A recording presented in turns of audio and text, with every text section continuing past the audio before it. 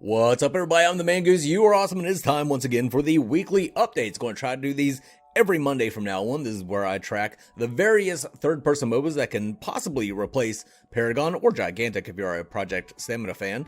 And you guys really killed it with the likes last week. Hopefully, you do the same this week if you do enjoy the video. Don't like it if you don't like it.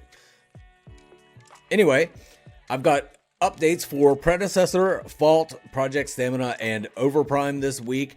And let's get right into it with the updates for Predecessor. I was able to playtest Predecessor. A bunch of us were. A bunch of the internal did the internal testing.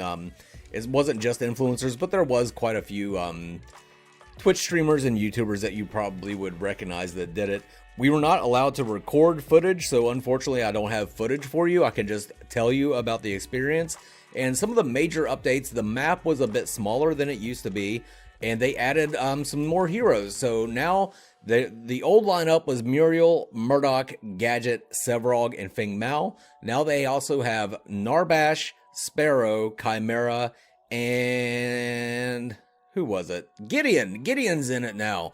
And so that's really good. It's good to see that they have more than just the 5 heroes. That was going to be kind of boring if it was the same 5v5 every time. And I think the biggest positive that I took away from it, and I'm kind of interested to see what Britick has to say, because Britick seemed to really notice this too, but the sound engineering was amazing. Like, really, really well done. Like, there was a different sound effect for if you missed a shot than if you hit a shot. And that played into it so well. I always talk about how important sound engineering is, but it really shows in Predecessor. The feedback, knowing when you're getting that hit and when you're missing, that player feedback is very important, and it's really well done. The music is also well done in the menus. The menus are all very clean and very well done. A problem they had in the past was minion AI. The minions would just kind of run off into the jungle and chase you all over the map, or they would attack you for no reason whatsoever. That was fixed. The minions behaved exactly as I expected them to behave. The animations were really smooth. Everything looked really good.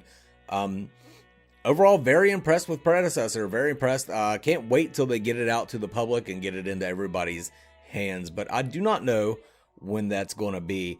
Moving on to Overprime, they had the quarterfinals for their tournament this weekend. Unfortunately, they had to delay the semifinals until next week, but I haven't watched any of the quarterfinals yet. I plan to do so and maybe pick up some top 5 plays from that. I don't know. But yeah, Overprime already launching into the tournaments, trying to get into the esports.